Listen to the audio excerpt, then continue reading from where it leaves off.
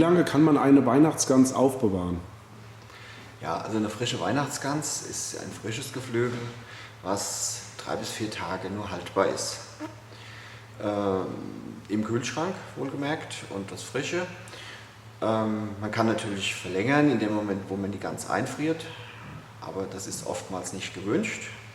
Und wir gehen dazu über, wir liefern diese Weihnachtsgänse vakuumverpackt, dann sind die Gänse 10 Tage haltbar. Das entzerrt also auch vor Weihnachten den ganzen Stress.